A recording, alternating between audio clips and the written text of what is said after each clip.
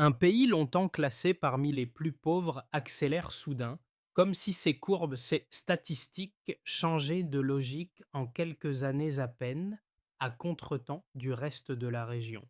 Deux chiffres s'entrechoquent, des décennies presque immobiles, puis une poussée fulgurante qui déroute jusque dans les chancelleries africaines. Que signifie pour vous cette rupture incarnée par Ibrahim Traoré? Et ce qu'elle révèle sur la solidité réelle d'un modèle national que l'on croyait figé. Une fenêtre courte s'ouvre, assez large, pour laisser entrevoir un basculement durable si la mécanique ne se brise pas. Ce récit avance avec une promesse claire. Comprendre comment une nation longtemps dépendante a tenté, en 3 ans, de reconstruire ses fondations fonctionnelles sans attendre l'impulsion extérieure. Au cœur de cette trajectoire, un bénéfice annoncé agit comme un repère décisif. Retrouver une autonomie opérationnelle en 5 chantiers vitaux, une formule courte qui redéfinit la manière de lire les événements. Ce cadre transforme la discussion économique habituelle en enjeu structurel. Il ne s'agit plus seulement d'infrastructures, mais de la capacité d'un État, de ses villages, de ses coopératives et de ses services publics à fonctionner par eux-mêmes, sans dépendre en permanence de réseaux extérieurs fragiles. Et si le véritable risque n'était pas l'audace, mais l'immobilité dans un moment où les fenêtres historiques se referment? Cette question, suspendue au-dessus du récit, devient une tension motrice, avancer ou se résigner, ou se... Ce choix, implicite mais omniprésent, conditionne la suite, car chaque réussite ou défaillance peut faire basculer l'ensemble de la mécanique naissante. Le premier reveal lève enfin le doute qui planait depuis l'ouverture. La rupture observée n'est pas le produit d'un hasard politique, mais celui d'une mécanique volontaire orchestrée par Ibrahim Traoré, structurée autour de 5 besoins vitaux qui redonnent cohérence à l'ensemble. Un chiffre pivot clarifie immédiatement cette dynamique. Plus de 300 000 habitants ont vu leur quotidien basculer grâce à l'électricité, à l'eau et aux infrastructures locales, transformant une intention générale en résultat vérifiable. À partir de ce point, le contexte se réorganise en profondeur. Le Burkina Faso évoluait jusque-là dans une fragilité structurelle où chaque secteur dépendait d'un fil tendu depuis l'extérieur.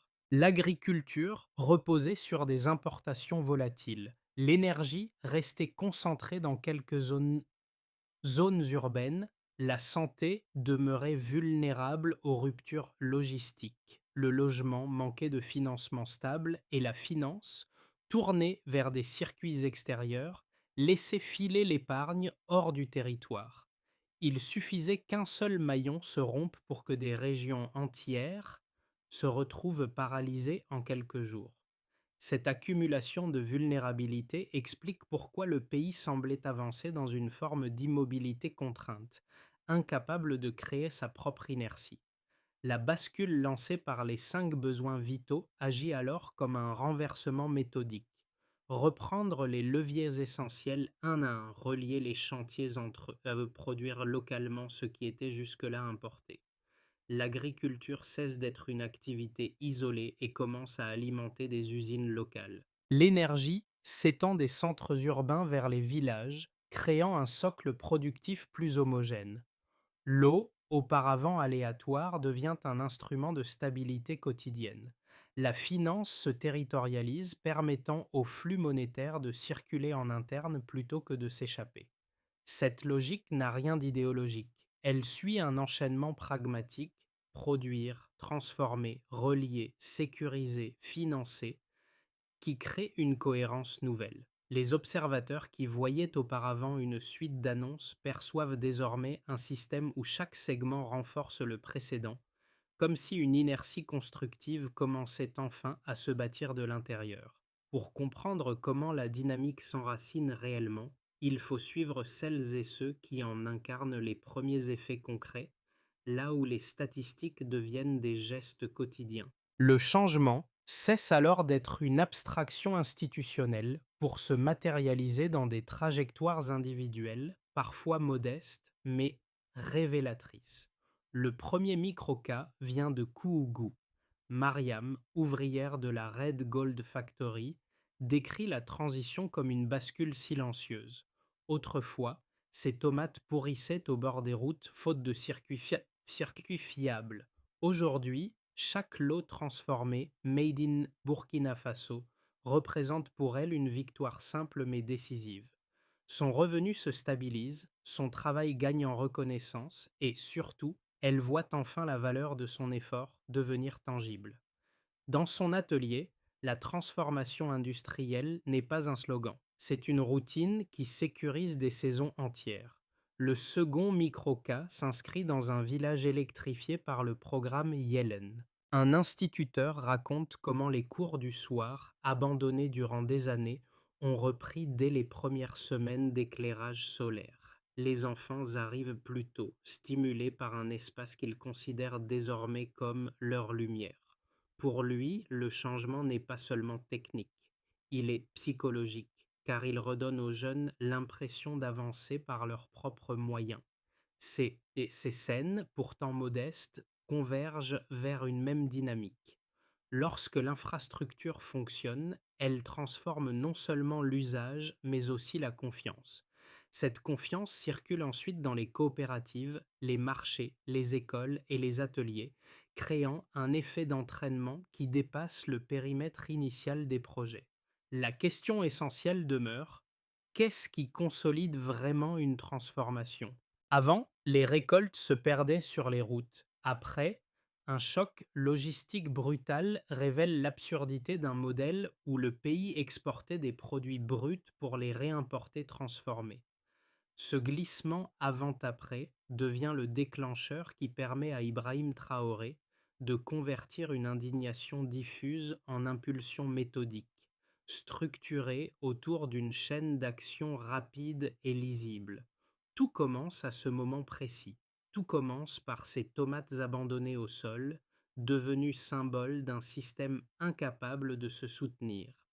Tant que le pays exporte une matière première qu'il réimporte ensuite sous forme transformée, aucune autonomie n'est possible. Cette scène, en apparence agricole, agit comme un révélateur politique. Elle force les décideurs à regarder la dépendance non plus comme une fatalité, mais comme une construction historique qu'il devient urgent de renverser. De là naît la première rotation stratégique: produire localement ce qui échappait systématiquement au pays. Le point culminant apparaît d'alors. Le sommet de la séquence prend forme avec l'implantation de la Red Gold Factory. L'usine n'est pas un symbole. Elle résout un problème précis. 8 millions de dollars mobilisés. Les coopératives s'ajustent. Les contrats se stabilisent. 150 emplois directs apparaissent. Des milliers d'emplois dérivés se reconstituent autour des flux d'approvisionnement. Le marché local, saturé d'importations pendant des années, retrouve une forme de respiration productive. La récolte cesse d'être un produit périssable, elle devient une matière première nationale. Puis vient la route Bobo-Dioulasso Côte d'Ivoire, financée à hauteur de 120 millions de dollars. Chaque kilomètre pavé réduit les coûts logistiques. Chaque heure gagnée fluidifie les échanges. Les transports, autrefois dépendants de circuits extérieurs, deviennent un levier interne. Les camions circulent plus vite, les produits arrivent frais, les coopératives élargissent leurs rayons d'action. L'infrastructure relie enfin la production au marché sans intermédiaire coûteux. L'énergie Yellen marque ensuite le point critique. 300 000 personnes accèdent à une électricité stable. 150 villages se connectent. Les hôpitaux abandonnent les lampes de fortune. Les écoles rouvrent les cours du soir. L'énergie transforme la temporalité. La nuit devient un espace de production, d'études et de sécurité. Le barrage Ziga 2 apporte 40 millions de mètres cubes d'eau stockée. 600 000 personnes bénéficient d'un accès régulier. Les terres sont irriguées. les foyers stabilisés, les saisons sèches moins destructrices. L'eau devient un amortisseur structurel. Enfin, la Burkenbank boucle l'architecture. 67 agences ouvertes, 15 000 microcrédits distribués. Les flux financiers se territorialisent et cessent de fuir. L'économie gagne en cohérence, en vitesse et en résistance aux chocs extérieurs. Dans les répercussions qui suivent, quand les 5 maillons produire, transformer, transporter, éclairer, financer se referment, la dynamique devient autonome. Avant 2022, moins de 15% des localités avaient de l'électricité permanente. 3 ans plus tard, plus de 48%. Ce bond traduit un effet cumulatif clair, visible jusque dans les villages les plus reculés. La souveraineté cesse d'être un discours, elle devient un fonctionnement interne. Ce moment constitue la première bascule majeure du modèle voulu par Ibrahim Traoré. Le cœur de la démonstration apparaît ici, un passage net du récit aux mesures, avec une logique baseline delta qui éclaire la méthode portée par Ibrahim Traoré. L'objectif n'est plus seulement de décrire une transformation, mais de la rendre lisible à travers quelques indicateurs structurants capables de montrer comment l'inertie interne s'est installée. Pour le premier indicateur, avant 2022, moins de 15% des localités disposaient d'un accès électrique permanent. 3 ans plus tard, ce taux dépasse 48%, un glissement massif qui symbolise l'effet cumulatif du programme Yellen. Cette progression élargit les heures utiles de chaque journée, renforçant l'étude, la production et la sécurité nocturne. L'écart entre ces deux valeurs n'est pas une simple amélioration technique. Il représente un basculement dans la gestion du temps collectif. Les écoles fonctionnent plus longtemps. Les dispensaires réduisent les risques médicaux liés aux coupures soudaines et les familles planifient leurs activités avec une stabilité nouvelle. Pour le deuxième indicateur, le barrage Ziga 2 stocke plus de 40 millions de mètres 3 d'eau utilisable. Ce réservoir crée une marge hydrique stable permettant d'atténuer les sécheresses saisonnières. L'effet immédiat se lit dans l'agriculture. Les pertes baissent, les rendements se stabilisent et les foyers disposent d'une ressource prévisible. Là encore, le delta transforme la fragilité structurelle en amortisseur. Une région autrefois vulnérable à quelques semaines sans pluie dispose désormais d'un filet de sécurité hydrique, réduisant les tensions économiques et sanitaires associées aux saisons sèches. Pour le troisième indicateur, plus de 100% des dépôts nationaux sont désormais rapatriés dans les circuits internes, contre près de 80% qui échappaient au pays avant 2022. La circulation monétaire se densifie, alimentant les microcrédits et renforçant les coopératives. Ce retour interne stabilise l'investissement local et réduit la dépendance aux flux extérieurs. Ces 3 indicateurs montrent un mouvement convergent. L'énergie allonge les heures d'activité, l'eau sécurise les usages essentiels, la finance consolide la capacité d'investissement. Chacun alimente l'autre, créant un mécanisme interne qui ne dépend plus d'impulsions ponctuelles. Quant à la méthode employée, dans cette articulation, on reconnaît la signature méthodique de Ibrahim Traoré.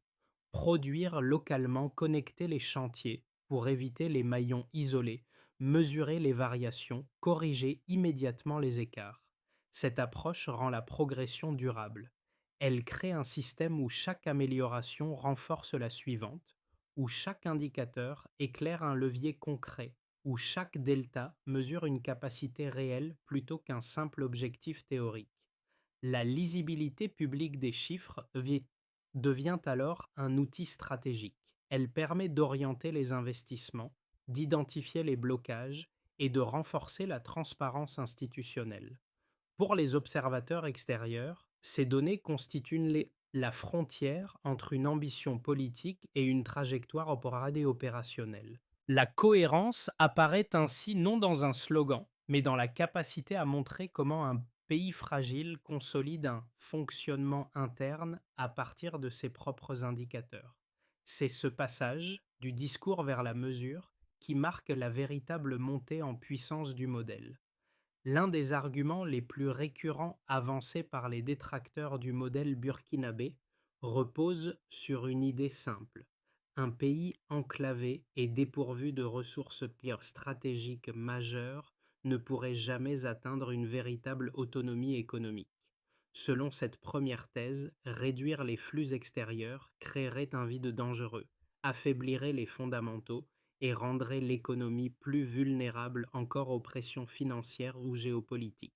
L'agriculture et l'industrie, affirme-t-il, manqueraient de financement, les chaînes d'approvisionnement en seraient perturbées et la croissance risquerait de s'effondrer rapidement. La seconde critique, plus nuancée, insiste sur le caractère prétendument instable d'un modèle fondé sur une recentralisation rapide des leviers essentiels. Si la souveraineté économique repose sur des infrastructures encore jeunes, disent-ils, alors le moindre choc externe pourrait renverser l'ensemble. Cette vision suggère que les transformations visibles ne seraient qu'une façade temporaire, difficilement soutenable sur plusieurs années sans soutien extérieur massif. Cependant, les données concrètes issues du terrain proposent une lecture différente. La réduction de moitié de l'aide extérieure depuis 2022 n'a pas conduit à une contraction économique.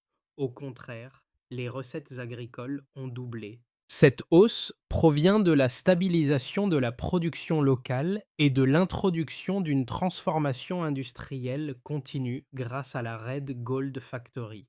Les producteurs disposent de circuits de vente fiables, réduisent leurs pertes et consolident leurs revenus.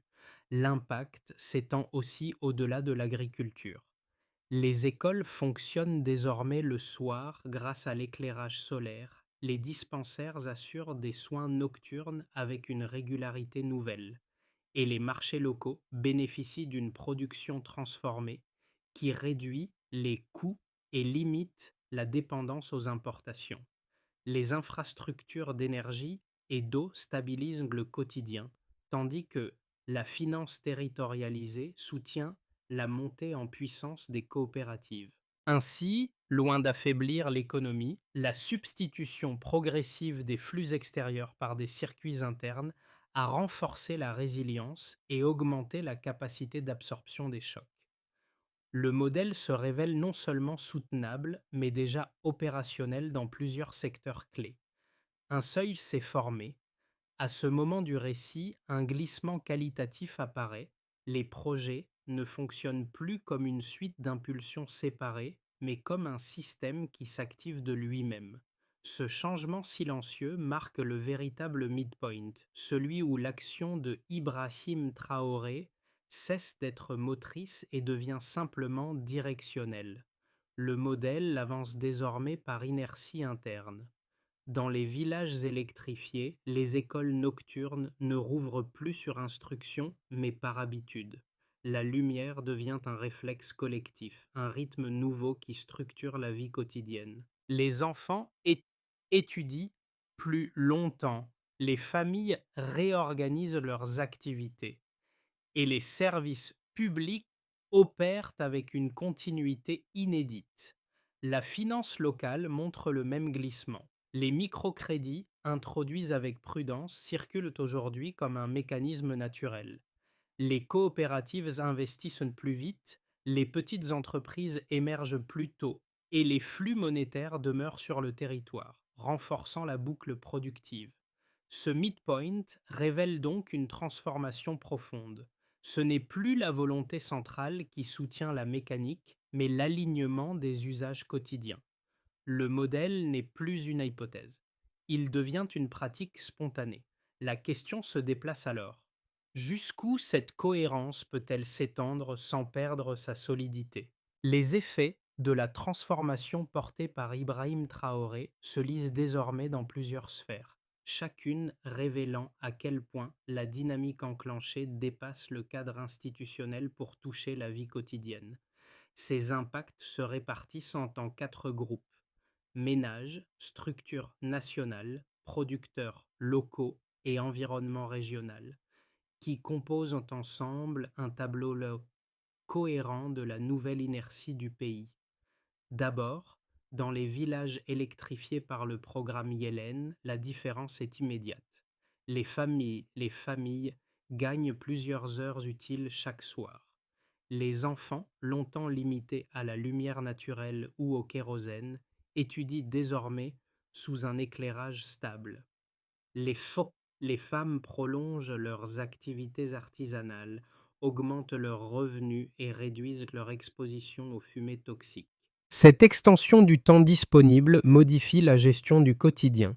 La nuit n'est plus une contrainte mais une ressource. La perception de l'avenir s'en trouve transformée. L'incertitude chronique laisse place à une routine plus stable, moins dépendante des aléas saisonniers. Ensuite, à l'échelle institutionnelle, les infrastructures récentes créent un socle inédit. La route entre Bobo-Dioulasso et la Côte d'Ivoire réduit les coûts logistiques, fluidifie les échanges et renforce la compétitivité interne. Les hôpitaux et les écoles, autrefois entravés par des coupures imprévisibles, fonctionnent désormais avec une continuité qui améliore immédiatement la qualité des services. Les administrations locales planifient mieux, anticipent davantage et réduisent leurs marges d'improvisation forcées. La stabilité énergétique devient une condition d'efficacité institutionnelle. Puis le changement est encore plus marqué pour les coopératives et les agriculteurs. La Red Gold Factory transformait les récoltes en produits durables, évitant les pertes récurrentes qui fragilisaient les villages. Les prix deviennent plus stables, les rendements plus prévisibles et l'organisation collective plus solide. La Burkenbank, en finançant les microprojets, accélère l'achat de matériel moderne, réduction des coûts et amélioration de la coordination entre acteurs ruraux. Le barrage Ziga 2 sécurise l'eau, soutient les cultures vivrières et atténue la vulnérabilité des foyers. L'autonomie locale cesse d'être un objectif abstrait. Elle devient un outil de stabilité économique. De plus, le modèle burkinabé commence également à attirer l'attention du Mali, du Niger et de la Guinée. Les corridors sahéliens, longtemps tournés vers le nord, se réorientent progressivement vers des échanges horizontaux entre voisins. Cette dynamique renforce la coopération régionale, réduit la dépendance aux routes commerciales extérieures et introduit un nouveau paradigme, celui d'une souveraineté partagée par des pays qui cherchent à rompre avec les circuits importés. Certains États commencent même à tester des adaptations du modèle inspiré par Ibrahim Traoré, créant un effet d'entraînement diplomatique inédit. En réunissant ces quatre niveaux, l'impact global apparaît, un cercle vertueux, interconnecté et autonome, capable d'amortir les chocs et d'étendre progressivement sa cohérence au-delà des frontières nationales. Les prochains mois s'organisent autour de trajectoires distinctes qui reflètent autant la solidité interne acquise ces 3 dernières années que les pressions extérieures susceptibles d'infléchir la dynamique. Ces scénarios ne prédisent pas l'avenir. Ils dessinent les chemins crédibles que peut emprunter le pays à partir du système désormais en mouvement. Dans une perspective possible, dans cette trajectoire, les 10 projets structurants poursuivent leur montée en puissance sans extension majeure, mais sans rupture non plus. Le programme Yellen stabilise son réseau solaire, assurant aux écoles et aux hôpitaux une continuité énergétique indispensable. Le barrage Ziga 2 amortit les variations hydriques, réduisant la fragilité agricole durant la saison sèche. La Burkenbank continue de rapatrier l'épargne, consolidant une circulation monétaire interne robuste. La croissance se maintient autour de 5%, portée par la transformation locale, une discipline budgétaire sobre et une cohérence institutionnelle qui s'installe progressivement. dans une perspective possible. Ici, la dynamique interne rencontre un alignement régional favorable. Le Mali, le Niger et la Guinée renforcent leur coopération économique avec le Burkina Faso, créant un corridor sahélien structuré. Les échanges horizontaux s'intensifient, réduisant la dépendance aux routes commerciales extérieures. Les investissements locaux s'accélèrent, stimulés par la transformation industrielle et la stabilité énergétique. Dans les zones rurales, la pauvreté recule, tandis que les coopératives gagnent en puissance organisationnelle. La souveraineté devient un argument diplomatique, un modèle testé et observé, non plus proclamé. Dans une perspective possible, dans cette configuration, les marchés se tendent, l'inflation repart et les exportations ralentissent. La croissance glisse vers 2%, mais le système interne ne s'effondre pas. L'énergie, l'eau et la finance territorialisée jouent le rôle de bouclier structurel. Le pays reste exposé aux chocs géopolitiques, mais l'inertie construite amortit la chute et limite les tensions sociales. Ce scénario rappelle que l'autonomie ne protège pas de tout, mais qu'elle réduit l'impact des perturbations extérieures.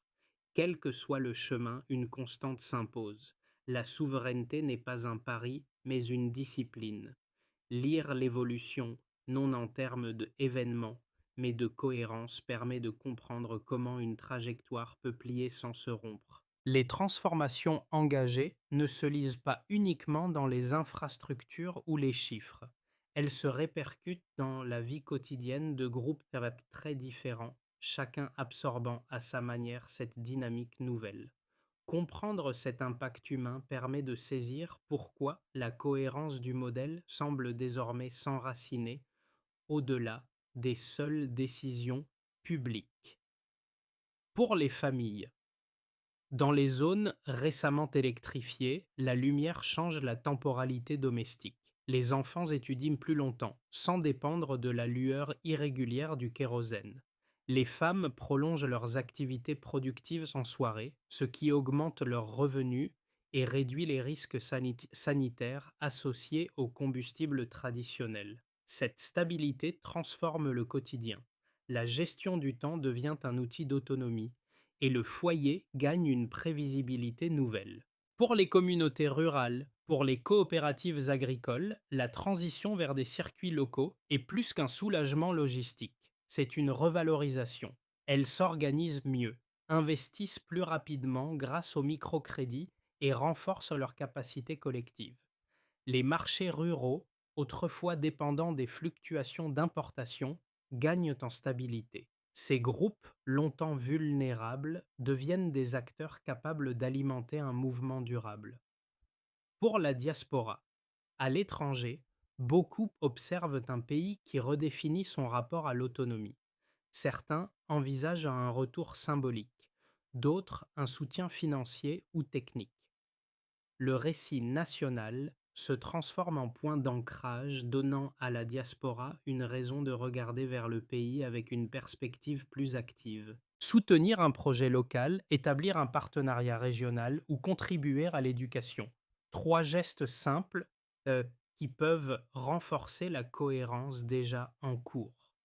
Quant à la méthode employée, cette feuille de route met l'accent sur la simplicité opérationnelle.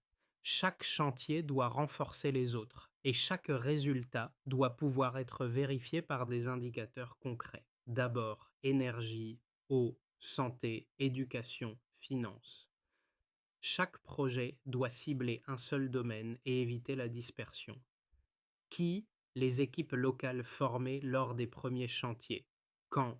En continu. Mesures, heures d'électricité, volume d'eau stabilisé, capacité de soins, taux de scolarité, circulation monétaire interne. Ensuite, l'objectif est de réduire la dépendance durable aux experts extérieurs. Qui? Les centres techniques nationaux. Quand? À chaque extension ou installation nouvelle. Mesure. Pourcentage d'entretien réalisé localement, rapidité d'intervention en cas de panne. Puis, éviter les maillons isolés. La lumière renforce la production, l'eau renforce la santé, la finance soutient les infrastructures. Qui? Les administrations sectorielles. Quand? Lors de la planification annuelle. Mesure, nombre de projets interconnectés et stabilité opérationnelle constatée.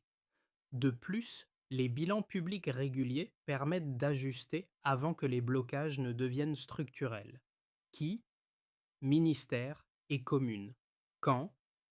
Tous les trimestres. Mesure, écarts entre prévision et réalisation, corrections appliquées. Enfin, le modèle avance lorsqu'il est observé, compris puis reproduit. Qui? Coopérative, techniciens, institutions. Mesure, nombre de duplications locales et demandes régionales d'observation. Cette architecture donne au pays un cadre capable de se renforcer sans rupture, en s'appuyant sur la cohérence plutôt que sur la vitesse. Dans les villages électrifiés, la lumière n'est plus seulement un outil pratique, elle devient le symbole discret d'une transformation silencieuse. Le geste de Mariam à la Red Gold Factory réapparaît ici comme un motif central. Chaque kilo de tomates transformées, chaque lot made in Burkina Faso prolonge une dynamique que beaucoup pensaient impossible quelques années plus tôt. Ce travail, qu'elle accomplit avec constance, donne une matérialité à ce que Ibrahim Traoré a cherché à bâtir, une souveraineté vécue au quotidien plutôt que proclamée dans les discours. Les enfants qui étudient le soir, les coopératives qui investissent, les foyers qui planifient leurs activités sans crainte de coupure soudaine. Tout cela forme un ensemble de gestes simples mais alignés. C'est dans ces gestes que réside la force du modèle. Ils incarnent une cohérence qui dépasse les annonces, une cohérence nourrie par celles et ceux qui produisent, enseignent et réparent chaque jour. La question qui demeure, au terme de ce parcours, ne porte plus sur la faisabilité, elle porte sur la continuité, car une transformation solide ne se mesure pas seulement en infrastructure, mais en habitudes partagées. Et lorsque ces habitudes s'ancrent, elles redéfinissent ce qu'un pays peut devenir. Un avenir se construit d'ensemble, construit. La trajectoire du Burkina Faso montre qu'une transformation profonde ne naît pas d'un instant unique, mais d'une addition de gestes alignés, répétés et partagés. Lorsque les infrastructures deviennent des routines, lorsque l'énergie, l'eau et la finance se stabilisent, un pays redéfinit naturellement sa manière d'avancer. Ce qui se joue désormais dépasse les bilans officiels. C'est une dynamique collective où chaque initiative locale, chaque atelier qui tourne, chaque coopérative qui s'organise contribue à renforcer une cohérence déjà amorcée. Cette cohérence produit un effet inattendu. Elle inspire. Elle donne envie de comprendre, de participer, de relier son propre effort à un mouvement plus vaste. Elle rappelle que l'autonomie ne se décrète pas, elle se construit dans le quotidien. Qu'il s'agisse de soutenir un projet, de partager un savoir-faire, d'observer un modèle ou de créer un lien, chaque geste peut devenir une pierre ajoutée à l'édifice commun. La question n'est donc plus de savoir si la transformation est possible. Elle est devenue visible. La véritable question est à présent. Comment pourriez-vous vous engager, à votre manière, dans une dynamique collective qui dépasse les frontières du Burkina Faso?